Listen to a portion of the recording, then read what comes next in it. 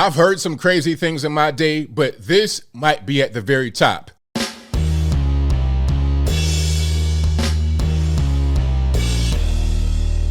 How's everybody doing? My name is Anthony Brian Logan, and today we got to talk about the House Rep from Texas, Sheila Jackson Lee, saying the reparations for slavery given to Black Americans could have cut the virus transmission rate not only among the Black population, but among the entire population of the USA. Now, this is just wild to say. How are you going to sit there, Miss Jackson Lee, with a straight face and say, hey, give us some money, that's going to cut down the virus? And beyond anything, before I get to, which I do got a video, but before I get to that, the virus is kind of old news. That's not really a thing anybody's really worried about anymore. Maybe some boomers are still kind of worried about it. No offense to all the boomers out there, but I'm still seeing some masks in stores. But for the most part, ain't nobody really worried about that. It's back to normal life. So this line of reasoning doesn't even resonate, and it doesn't make any sense, because last time I checked, it didn't matter how much money you threw at a situation, meaning the virus is not just going to resolve itself. It's like, okay, if you print $1 trillion, the virus is going to go away. That's not how that works. But before I go any further into it, let's roll the clip. If you want to see the clip in full without my commentary, the link, as always, will be in the description. But let's go ahead and roll it. Stands on the basis of facts. There is no doubt that we have been impacted. The DNA in the trajectory of slavery to today. For example, at COVID, Black African Americans got COVID at a rate nearly 1.5 times higher than that of white people, or hospitalized at a rate nearly 4 times higher and 3 times likely to die. COVID hit us very desperately. Now, I've not seen this before. I've not seen the clip before. I just had read the headline and I kind of heard a little bit about what she was saying. So I want to see where she's going with this, if she makes it make any sense. But already I'm hearing some things that may or may not necessarily matter. You're talking about higher infection rates, higher hospitalization rates. Now, we all know about the virus and what makes you go to the hospital. It's because of the underlying pre-existing conditions like, I don't know, diabetes, heart disease, things of that nature, obesity. So you got to ask yourself, do we have a higher rate of that in the community? See, then that becomes a different issue aside from the virus itself. You're talking about things that we have already that are disproportionate, and you got to ask yourself why. Is it because of racism? Is it because of slavery? Is it because no reparations? Or is it because of poor diet, exercise, that kind of thing, poor lifestyle decisions?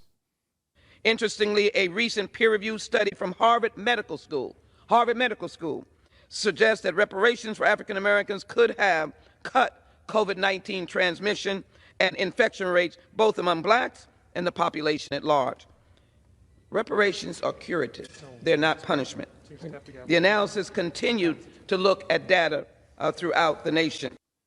Okay, so Harvard is behind all this. Harvard is the one saying, hey, if you cut the check, reparations for slavery given to Black Americans, then you're going to cut down COVID-19. Now, I like to see some of that particular report, and if I can find it, I'll link to it in the box. But it doesn't make any sense, because you're going to give money to a thing that's going to cut it down.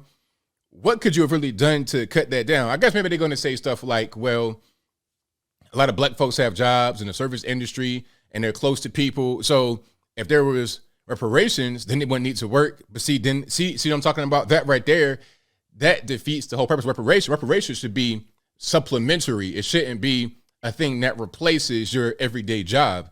It shouldn't replace your everyday skill. Okay, we can go to school, we can get loans, we can do a lot of different things.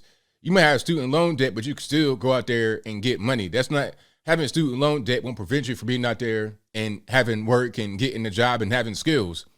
Okay, and then you can go to particular programs that don't require you to get a mountain of debt on your back. So just saying that we need more money, I think is just a BS argument. Go to New York City, places like that. The rich, poor, or whatever, they're getting it. We're seeing government officials getting the bug over and over again. People like, who was that? Was it Jen Psaki, maybe even Corinne Jean-Pierre? A lot of these people, they're getting it over and over again. They're making well into the 6 figures, if not 7 figures. People that are on television, people that you know, like Colin Powell, RIP, was vexed and is not hurting for money, but still died as a result.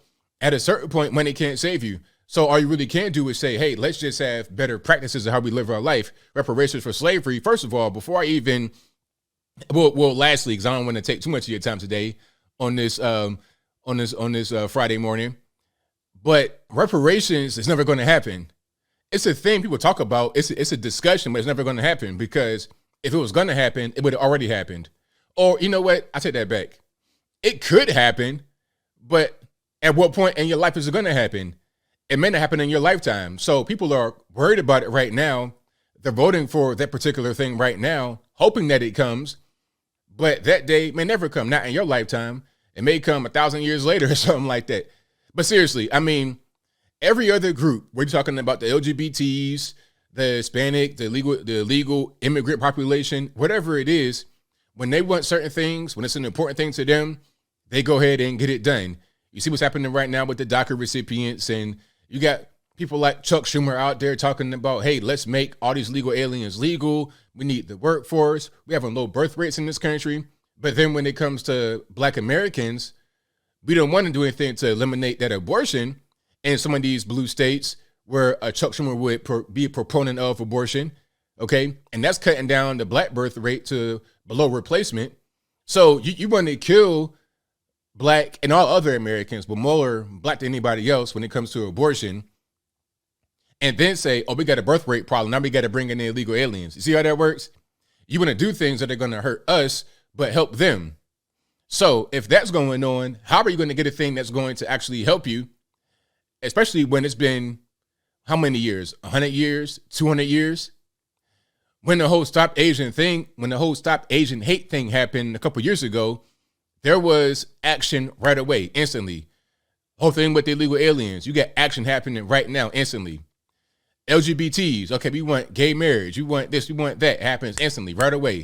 There's no time wasted, there's no discussion. Reparations, what are they going to say? Oh, well, let's develop a board, let's have a committee, let's talk about it that way, rather than saying, okay, we do it right now, okay? Then they say, how much is it going to cost? Let's print some money. Well, we printed money for the virus. No problem with that. I'm not saying we should print money. Don't misunderstand me. But what I'm saying is things get done for certain groups, and it doesn't take that long for it to happen. So reparations is not going to happen based upon what I observe. If every other group, every special interest group, every other race, or even the government itself, when they want to do something and they're really serious about it, they go ahead and get it done. Reparations, nope.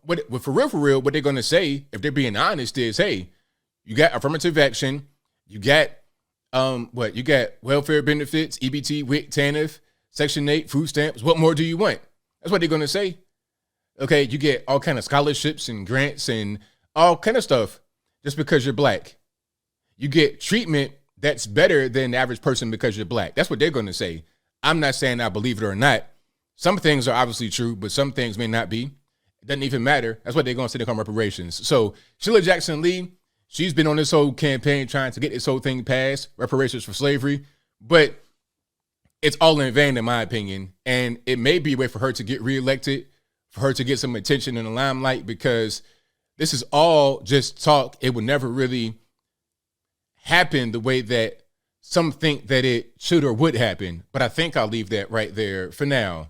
And what say you? How do you feel about Sheila Jackson Lee citing a Harvard study talking about, hey, if you give Black folks reparations, then we'll be able to fight the pandemic better? Does it make any sense to you? Whatever your thoughts are, let me know in the comments below. You guys should pretty much know where I'm at.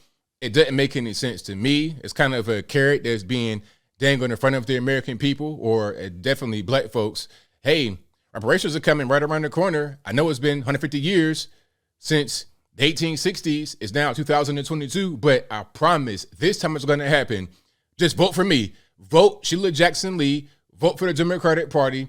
And I promise you'll get what you are owed and deserved this time. And when it doesn't happen, it's another excuse. Oh, it's the white supremacist Republicans. They got in the way. They blocked the bill, all this, that, and the third. But yet they don't block the bill for illegal immigration. They don't block the bill for gay marriage. They don't block the bill for this, that, and the third. But when it comes to you, oh, they're blocking it. But still, vote for me. I promise this. And the beat goes on. It's kind of ridiculous and embarrassing, but whatever your thoughts are, please let me know in the comments below. And that's all I got to say for this video. If you like what you heard, please comment, rate, share, and subscribe. Peace.